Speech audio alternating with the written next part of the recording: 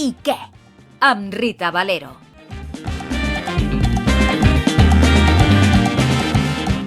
Tinc Asperger i no soc Asperger, perquè som persones, principalment, i després podem tenir diferents característiques.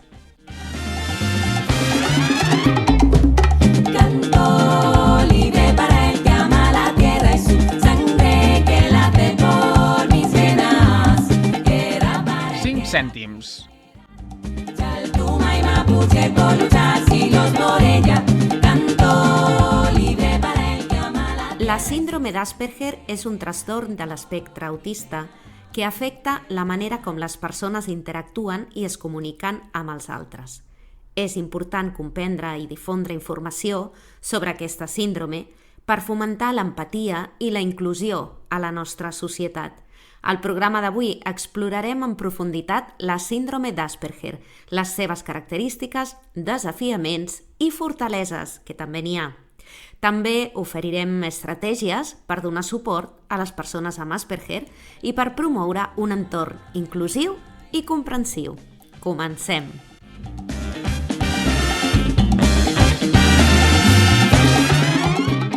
La teca. Tierra de poetas, cuánta sabiduría ancestral respira esta tierra, fuerza y Bé, benvingudes i benvinguts. Aquí estem un altre dia més amb tots vosaltres i amb totes vosaltres i amb totis vosaltres per explicar un nou tema del sí i què. Tinc Asperger, sí i què? Doncs, a veure, començarem per explicar o per preguntar-nos, més aviat, si forma part del TEA, la síndrome d'Asperger. Què vol dir TEA? Doncs TEA són les sigles dels trastorns T, de l'espectre E, de l'autisme A. TEA, trastorns de l'espectre de l'autisme. I sí, la síndrome d'Asperger forma part dels trastorns de l'espectre de l'autisme, encara que el 1994 va ser quan va ser inclòs a la 4a edició del Manual Estadístic del Diagnòstic de Trastorns Mentals DSM-4. A la 5a edició va desaparèixer com a tal per passar a englobar-se dins dels TEA. Vale? És a dir, a veure, ho explico una miqueta més clar. Existeixen uns manuals, el glossari també els explicarem, que són els manuals de diagnòstics de trastorns mentals, els DSM, vale? Que tenen números al darrere, 1, 2, 3, 4. Llavors, en el número 4, l'any 1994, va ser inclosa la síndrome d'Asperger com a tal. Però, a la 5a edició, va desaparèixer com a trastorn extern perquè la síndrome d'Asperger va ser inclosa dintre de tots els trastorns de l'espectre de l'autisme. Per tant, com es considera un TEA, doncs es va incloure dintre dels TEA i ja no apareixia com a síndrome d'Asperger solta com a tal. Val? Espero que així s'hagi entès una miqueta millor. Si no, al glossari ho tornarem a explicar. Val. I què és la síndrome d'Asperger? Doncs és un trastorn del neurodesenvolupament, que aquesta paraula també l'explicarem al glossari, del de neurones, desenvolupament, el desenvolupament neuronal, el desenvolupament de les neurones del cervell, de la persona. Llavors, el cervell de la persona amb síndrome d'Asperger funciona de manera diferent a l'habitual, especialment en la comunicació i en la interacció social i en l'adaptació flexible a les demandes diàries.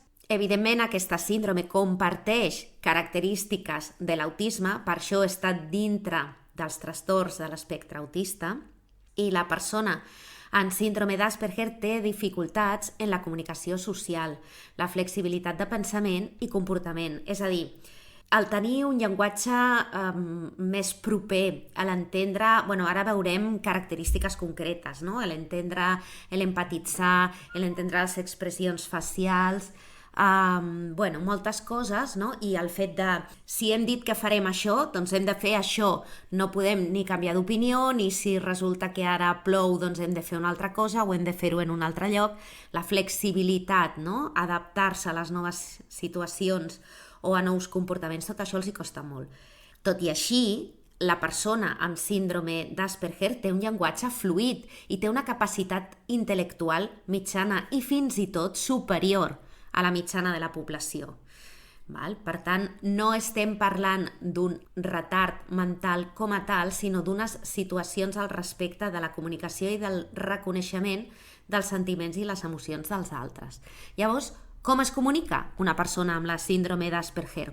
Doncs té dificultats per entendre la comunicació no verbal, és a dir, els gestos, les expressions facials, el to de veu, etc., els missatges subtils, la ironia, les metàfores, totes aquestes coses que es transmeten mitjançant aquest canal, no? Estic dient una cosa, però t'estic volent dir la contrària i amb els gestos o amb els ulls o amb les mans t'ho faig entendre, t'ho faig notar, la persona que té síndrome d'Asperger no ho entendrà, això. Llavors, amb una persona amb síndrome d'Asperger es pot parlar perfectíssimament durant molt de temps dels teus temes d'interès o dels seus, però hi ha la dificultat per saber, per exemple, en aquesta persona, per saber quan acabar la conversa. Aquesta persona té dificultats per saber acabar-la. La conversa és una persona que va enllaçant una cosa amb l'altra, enllaçant una cosa amb l'altra, enllaçant una cosa amb l'altra, i no hi ha manera de tallar la conversa amb aquesta persona. Li costa triar temes d'aquests de parlar per parlar, val? O tenir una xerrada social amb altres persones, és a dir, allò d'entrar a l'ascensor, per exemple, i què tal, fa bon temps, o em sembla que avui plourà, o com va la vida, però així com a pregunta genèrica i coses així, doncs no ho entendrà, no serà capaç, o sigui, s'ho prendrà literalment. Si tu li preguntes com va la vida, doncs et contestarà de veritat com li va la vida, i potser tu esperes, o la gent espera que se'ls digui sí, bé, mira, anar tirant, anar fent, tot bé, no? O, bueno, doncs aquestes típiques preguntes, no?, que es fan per saludar. Ja ens veurem, doncs, quan, on, quin dia, a quina hora, saps? O sigui, tot ha de ser literal, vale? Aquestes expressions així de parlar per parlar, doncs no les entenen.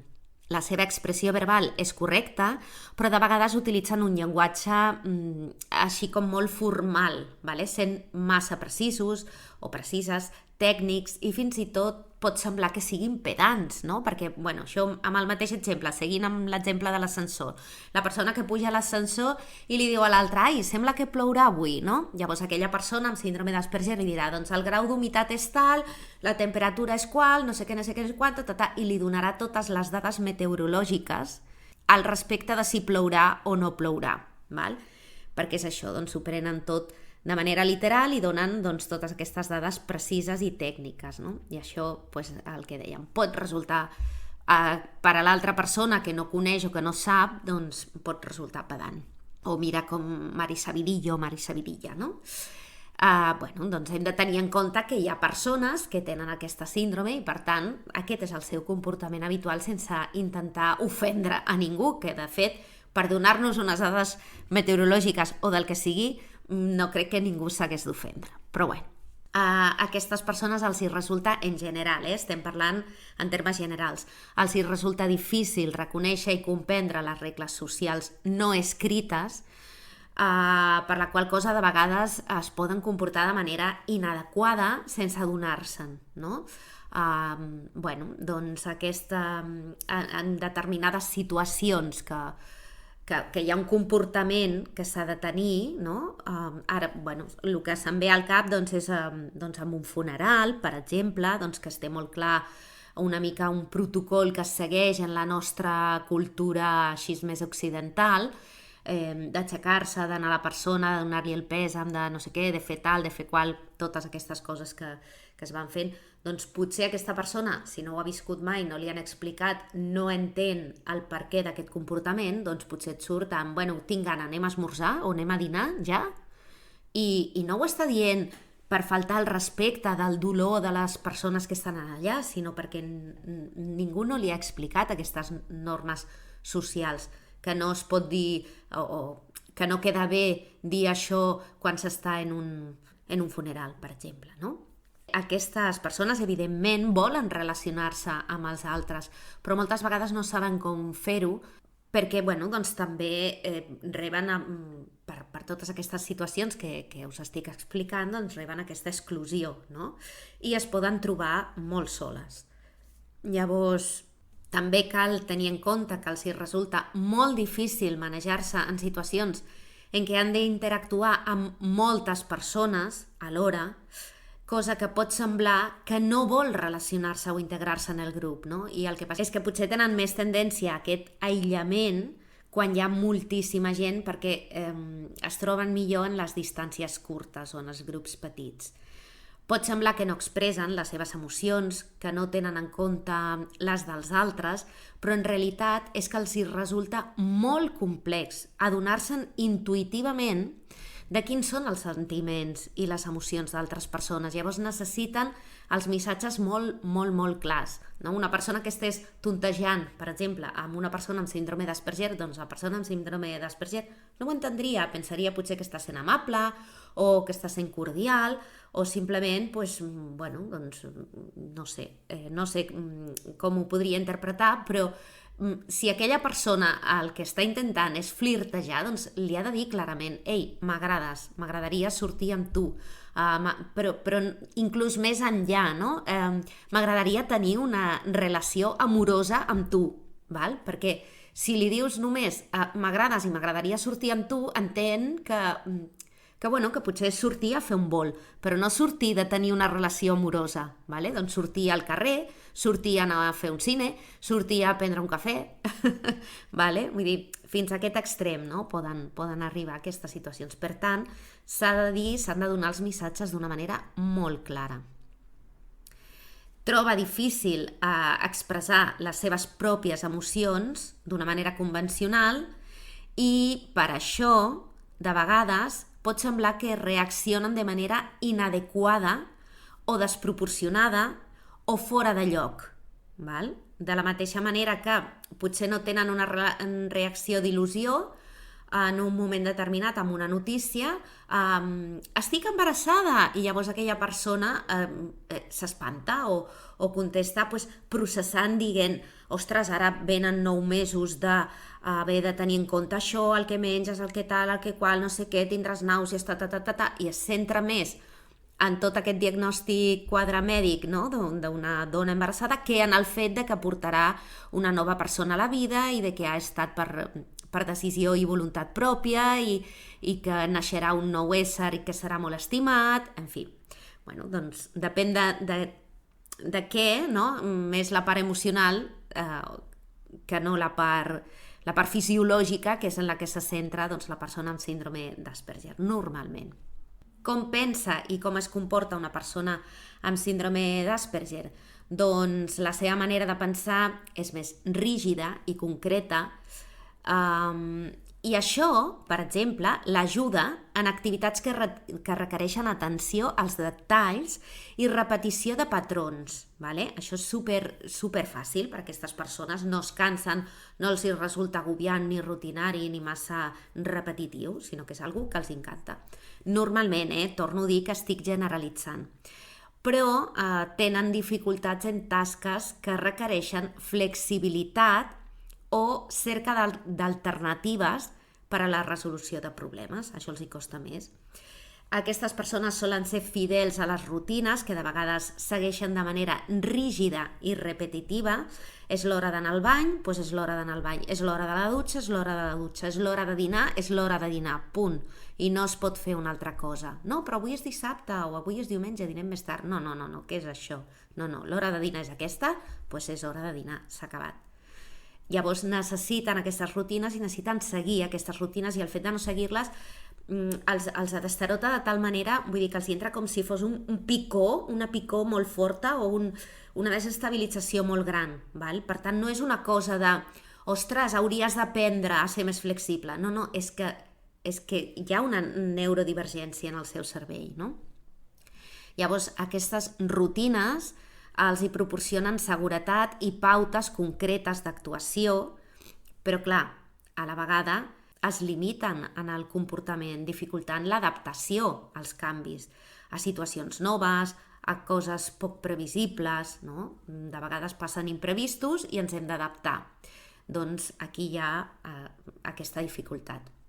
Les persones amb síndrome d'Asperger tenen interessos molt concrets i específics sobre els quals acumulen molta informació. Vale? Hi ha un focus d'interès i llavors a partir d'aquest punt doncs, hi ha una recerca d'informació exhaustiva sobre aquell tema. Val? Per tant, dediquen molt de temps i moltes vegades es converteixen en font principal de conversa i de dedicació a aquests temes concrets. Val?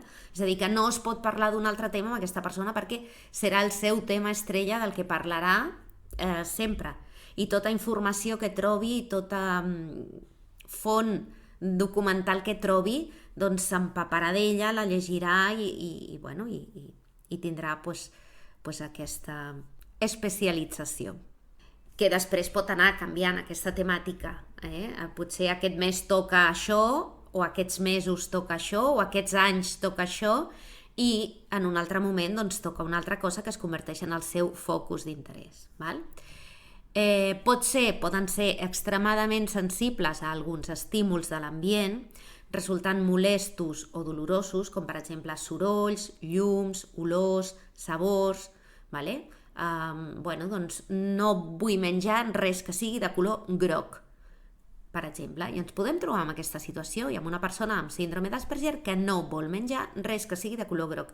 Potser perquè en algun moment va menjar alguna de color groc i li va sentar malament i li va provocar nàusees o li va fer mal d'estómac o el que sigui, i llavors a partir d'aquell moment va prendre la decisió, radicalitzant la situació, de que mai més prendria alguna de color groc.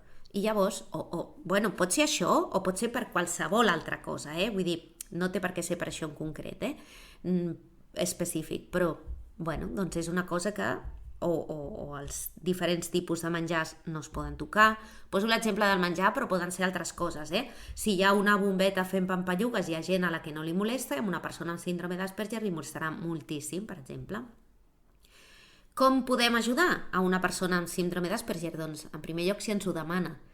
Val? O li podem preguntar si vol ajuda, si necessita ajuda. Vale? Això és una qüestió que sempre recordem, d'acord?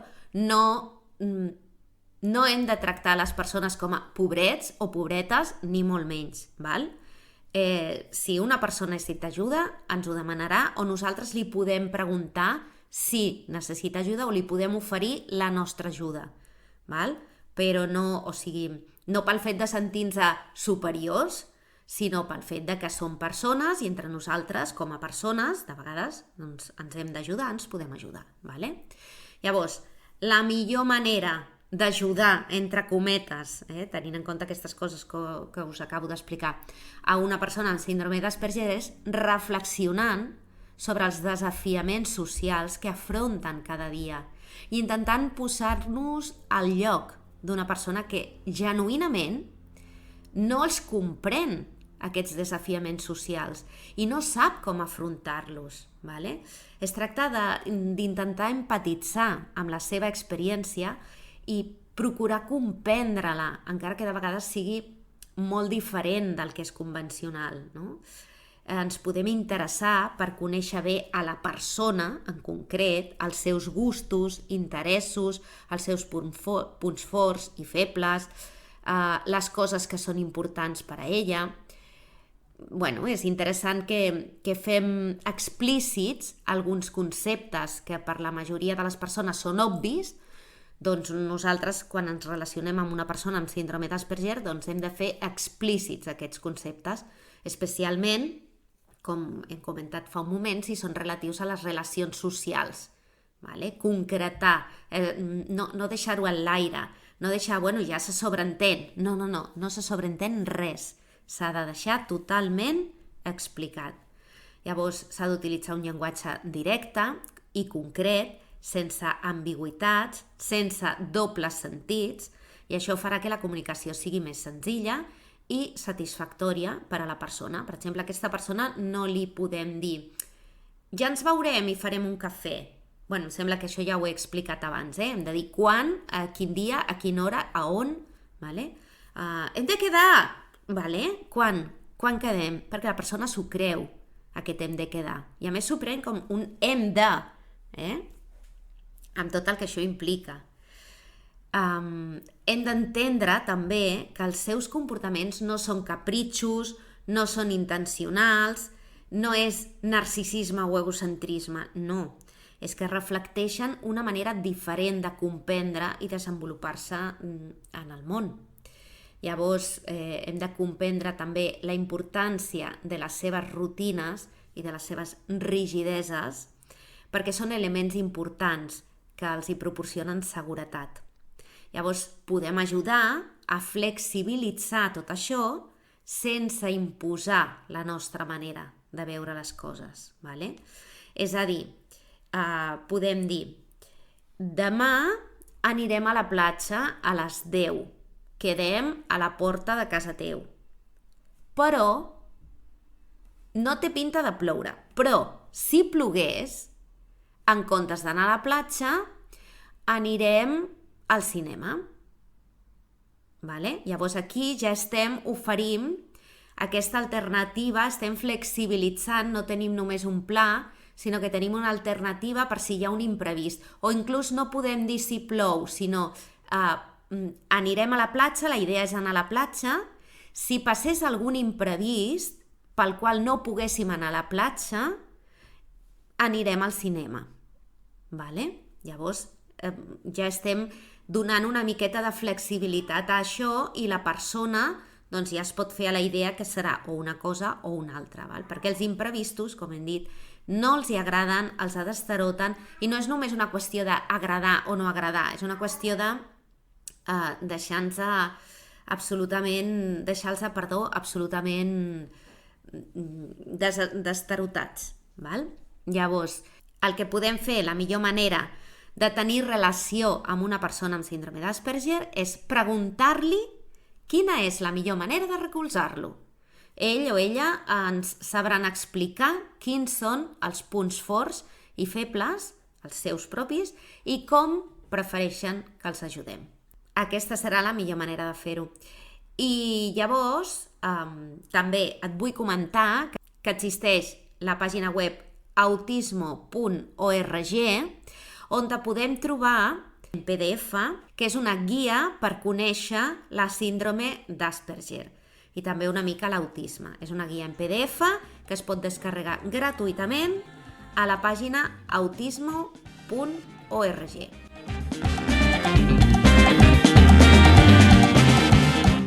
Explica't.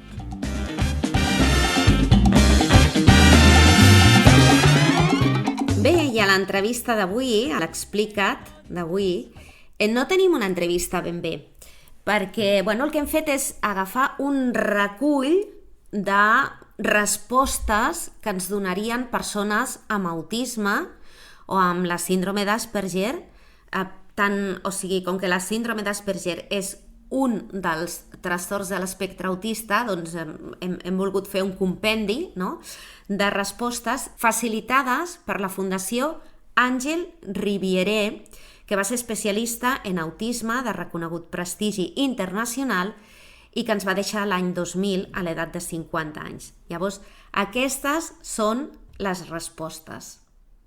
Què em diria una persona amb autisme? Ajuda'm a comprendre.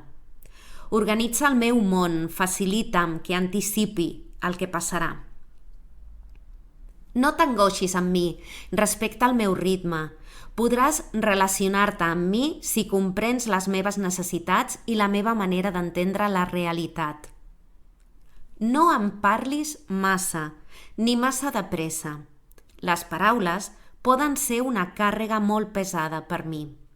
Moltes vegades no són la millor manera de relacionar-se amb mi.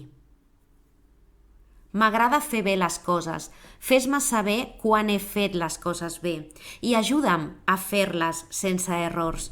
Quan tinc massa errors, m'irrito i acabo per negar-me a fer-les.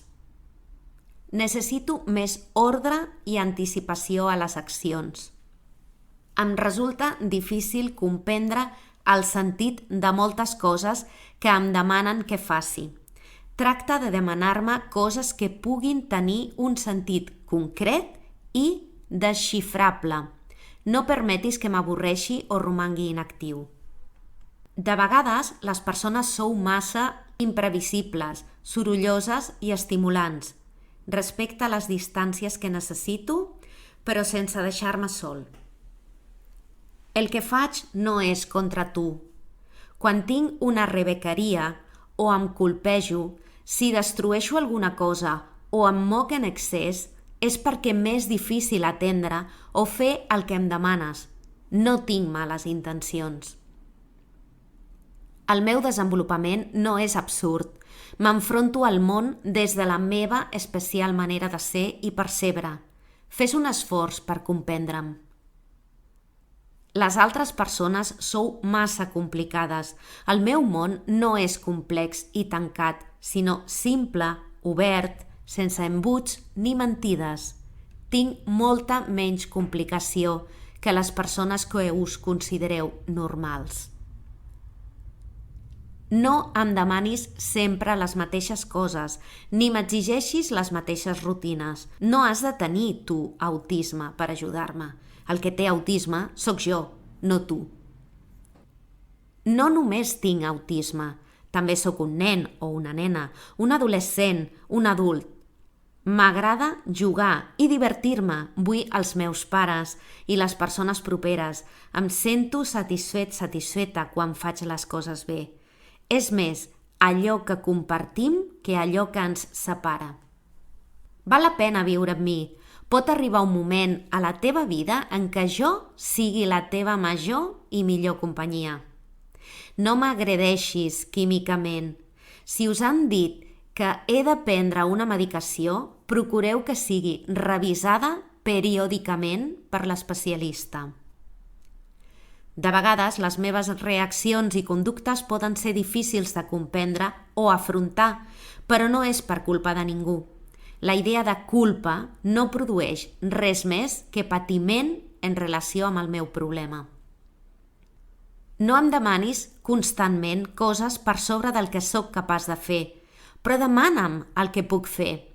Dóna'm l'ajuda per ser més autònom o autònoma, per comprendre millor, però no em donis ajuda de més.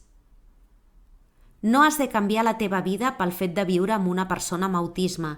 A mi no em serveix de res que tu estiguis malament, que et tanquis i et deprimeixis. Necessito estabilitat i benestar emocional al meu voltant per estar millor. La teva parella tampoc no té la culpa del que em passa. Ajuda'm amb naturalitat i sense convertir-lo en una obsessió. Per ajudar-me, heu de tenir els vostres propis moments de descans o dedicació a allò que us agrada. Accepta'm com sóc. La meva situació normalment millora, encara que ara per ara no tingui curació. Em costa comunicar-me, però no solc enganyar. No comprenc les subtileses socials i tampoc no participo de les dobles intencions o els sentiments perillosos tan freqüents en la vida social. La meva vida és satisfactòria si és simple, ordenada i tranquil·la. La meva vida amb autisme pot ser tan feliç i satisfactòria com la teva. Bé, unes respostes que ens podria donar una persona amb autisme perquè l'entenguéssim, la comprenguéssim molt millor, que parla també del descans dels cuidadors, de les persones cuidadores, dels cuidadors i cuidadores, que parla també d'entendre, per sobre de tot, de no voler sobreprotegir, de saber que són criatures que necessiten jugar quan són petits, petites, que necessiten sortir amb les amistats quan són adolescents, joves, adults, adultes, i que poden i volen poder fer la seva vida. val? Estudiar, treballar, tenir xarxa social, etc. D'acord? Simplement, doncs bé, quan anem doncs, amb aquesta sinceritat, que de vegades la literalitat i la sinceritat no és necessària i pot resultar ofensiva, també és cert, val? Però amb el tema dels enganys i els dobles sentits i totes aquestes coses també pot resultar ofegadora. Llavors, bé, aprenguem, tots podem aprendre i totes podem aprendre de tothom al final.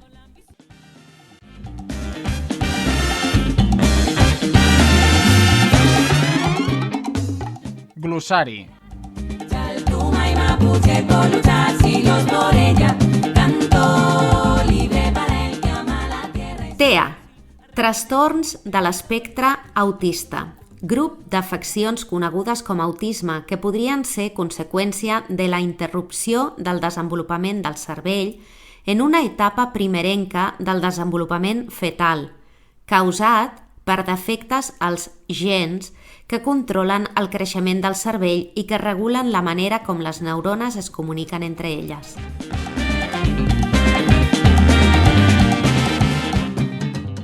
DSM-4, quarta edició del Manual Estadístic de Diagnòstic de Trastorns Mentals. Va ser publicat el 1994 per l'Associació Americana de Psiquiatria i és un sistema de classificació dels trastorns mentals que té la intenció de proporcionar descripcions clares i precises de les categories diagnòstiques perquè els clínics i els investigadors, les clíniques i les investigadores, puguin estudiar, diagnosticar, etc.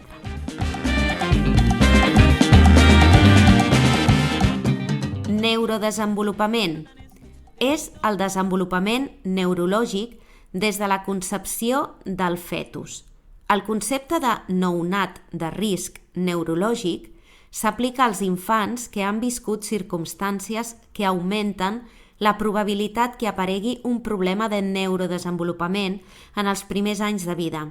Aquests factors de risc poden donar-se durant la gestació, en el part o en els primers dies de vida i poden afectar de manera transitòria o definitiva a la cognició, la motricitat, el comportament o el desenvolupament en la seva globalitat. Són factors a tenir en compte els embarassos de risc, el pes al naixement inferior a l'esperat, el naixement prematur, les complicacions en el període neonatal o altres factors de risc com els antecedents en famílies de primer grau de patologies neurològiques o mentals. Quan la història de l'infant tingui alguna d'aquestes circumstàncies, convé consultar amb un neuropediatre o una neuropediatra que realitzi un seguiment del seu neurodesenvolupament i, en cas necessari, un tractament d'estimulació precoç.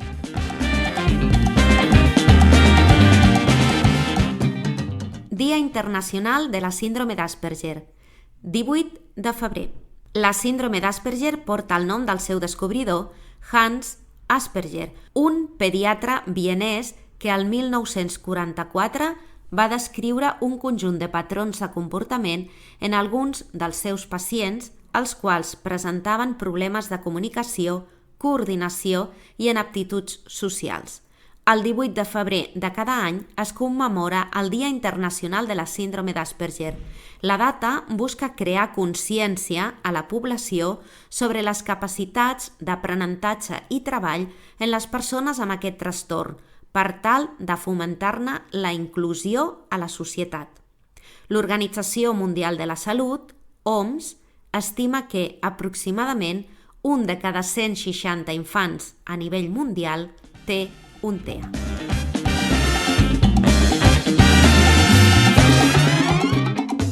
Desprevingudes. Chaltuma y mapuche por luchar siglos por ella, canto libre para el que ama la tierra. Bé, i al Desprevingudes d'avui, doncs, us vull portar una mica i portar al carrer una mica a les persones conegudes en síndrome d'Asperger, que n'hi ha moltes. La pregunta que farem al carrer és si coneixen alguna persona amb síndrome d'Asperger real, famosa, real, que que puguem conèixer a tothom, o fictícia, que estigui representada en alguna sèrie, en alguna pel·lícula, etc., que també n'hi ha força. Una explicació per a la fascinació d'aquesta síndrome és el fet que una sèrie de personalitats conegudes, ara us diré unes quantes, sobretot en els camps de les arts i les ciències, tenen trets associats amb l'espectre autista, així com una intel·ligència i una creativitat desmesurada. Per exemple, el cas d'Albert Einstein, Isaac Newton, Charles Darwin, William Butler Yeats i Thomas Jefferson. Les excentricitats també del virtuós del piano Glenn Gould sovint s'han relacionat amb la síndrome d'Asperger, amb una gran controvèrsia. Diversos psiquiatres han arribat a la conclusió que també tenia Asperger l'excampió mundial d'escacs Bobby Fischer. D'acord amb les dades del mateix subjecte, el físic i matemàtic britànic Paul Dirac, un dels fundadors de la mecànica quàntica, també podria haver tingut Asperger. Aquests diagnòstics retrospectius d'autisme no tenen res d'oficial i poden ser contradits. Simplement és que pels trets característics d'aquestes persones doncs es considera que potser podrien haver tingut Asperger. D'entre les personalitats diagnosticades oficialment en la seva vida n'hi ha l'informàtic Bram Cohen, creador del protocol BitTorrent, així com els furoners Adrian Lamo, responsable de la detenció de Chelsea Manning, i Gary McKinnon, acusat de pirateria informàtica d'ordinadors de l'exèrcit dels Estats Units i de la NASA. Dins d'altres àrees, el surfista Clay Marzo, l'actor francès Thierry Redler, la multiinstrumentista, cantant i compositora Philippa Brown, coneguda com Lady Hawk, el raper britànic Example i el raper estatunidenc Chief Keef han reconegut públicament el seu diagnòstic. La cantant escocesa Susan Boyle, que és coneguda per la seva interpretació musical en el programa de televisió britànica Britain's Got Talent, va revelar a la premsa que tenia la síndrome d'Asperger a finals del 2013. Satoshi Tajiri, el creador del videojoc Pokémon, col·leccionava insectes quan era nen. La síndrome és parcialment responsable del naixement del joc que el va fer famós. El cantant i pianista Adam Young, més conegut pel seu projecte musical Owl City i la seva cançó Fire Files, creu que té la síndrome d'Asperger, però mai s'ha diagnosticat. Algunes personalitats han comunicat la seva singularitat. L'escriptor anglès Daniel Tammet, matemàtic i políglot, dotat amb una memòria excepcional relacionada amb la seva sinestèsia, ha sigut diagnosticat per Simon Baron Cohen i ha escrit diversos llibres que expliquen la seva forma de pensar i de percebre el món. Joseph Chovanec, políglot amb un doctorat en filosofia i escriptor nascut el 1981, advoca per la dignitat de les persones amb trastorns de l'espectre autista. En la seva autobiografia explica que va escapar per poc de ser internat per manca d'un diagnòstic correcte. Llavors, persones que han estat representades al cinema o a les sèries amb síndrome d'Asperger, doncs, a partir de la pel·lícula Rayman, per exemple, del 88, especialment des de la dècada dels 2000, es veu a la persona amb síndrome d'Asperger com un savi autista i condueix a una representació en els mitjans de comunicació de caràcters i capacitats atípiques, no? Per exemple, en concret, en aquesta pel·lícula, Rayman és una gran calculadora humana. Val?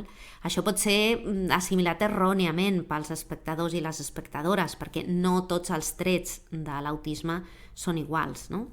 Entre les novel·les més conegudes, El nen blau, l'enfant bleu, de Henry Butchot, i El curiós incident del gos a mitjanit, de Mark Haddon, on el protagonista, en aquest llibre, i narrador, precisament, o sigui, aquest llibre està narrat en primera persona des de la persona que té el síndrome d'Asperger, és molt, molt, molt interessant. És un llibre d'humor, és una novel·la d'humor, d'intriga, i que està escrita d'una manera espectacular, no? En primera persona, ja us dic, i et fa entendre perfectíssimament i d'una manera molt, molt bonica i molt propera totes les vicissituds que passa a aquesta persona, no? Doncs això que et deia, el protagonista i narrador Christopher Boone té la síndrome d'Asperger. val? I explica doncs, com fa una sèrie de descobertes, com fins i tot agafa l'autobús, i com va aconseguint els petits reptes.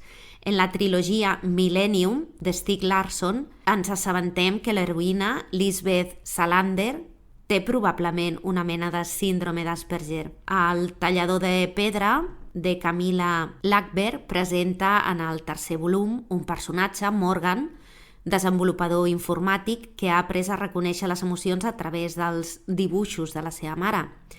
En Retalls de la meva vida, Augustin Burroughs, el germà del jove heroi, té síndrome d'Asperger i és extremadament dotat en la mecànica.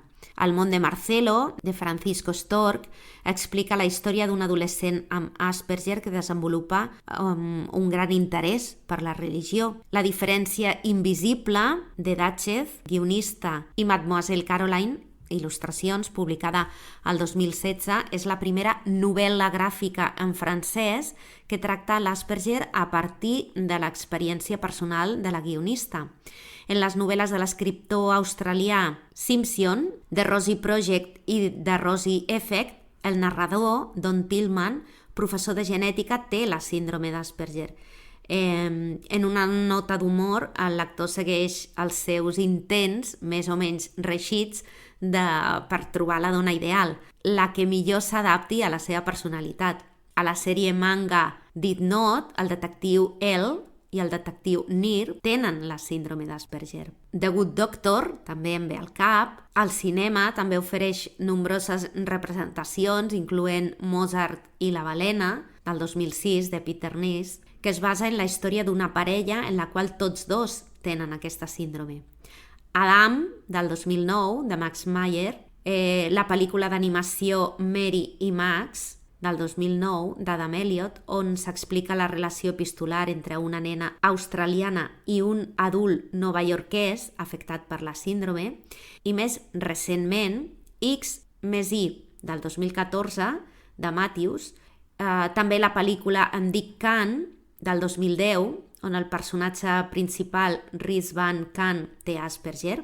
La pel·lícula El comptable, de Gavin O'Connor, també tracta sobre l'Asperger, i molts dels personatges de les sèries de televisió tenen la síndrome d'Asperger o presenten símptomes semblants, com l'agent especial de l'FBI Will Graham en la sèrie Hannibal, el 2013, Sherlock Holmes en la sèrie Sherlock, del 2010, Jesse Banks en la sèrie The Coup, del 2014, Max Braverman en la sèrie Parenthood, del 2010, l'agent de l'FBI Spencer Reid en la sèrie Criminal Minds, del 2005, Mentes Criminales, Ments Criminals, potser es coneix més amb aquest nom, Spencer Reid, el doctor Sheldon Cooper de la sèrie The Big Bang Theory, del 2007, aquest molt conegut per les seves excentricitats, per les seves dificultats a l'interpretar, sobretot el llenguatge no verbal i les ironies de Penny, de la seva veïna. Walter Bishop en la sèrie Fringe, del 2008, Jonas Jeremias Jones en la sèrie Skins, del 2007, la doctora Virginia Dixon a la sèrie Grey's Anatomy, Anatomia de Grey, del 2005, i l'adolescent Tony en la sèrie Pulseres Vermelles, del 2011, més proper a nosaltres, per exemple.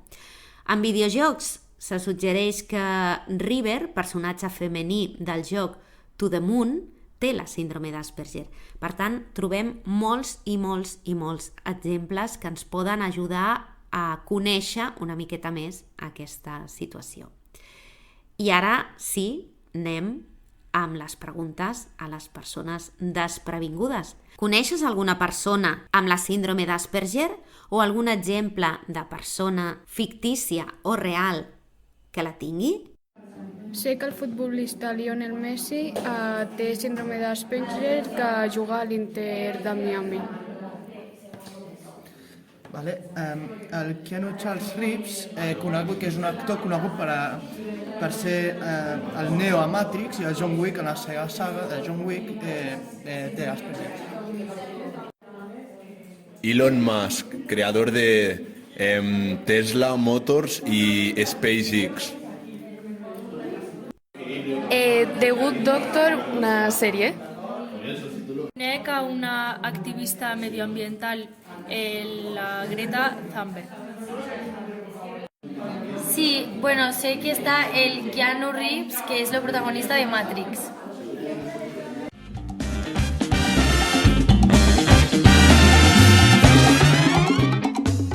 Cirereta. Chaltuma y mapuche por luchar siglos por ella. Canto libre para el que ama la tierra. Tenir Asperger no és tenir un error de processament, és tenir un sistema operatiu diferent. Anònim.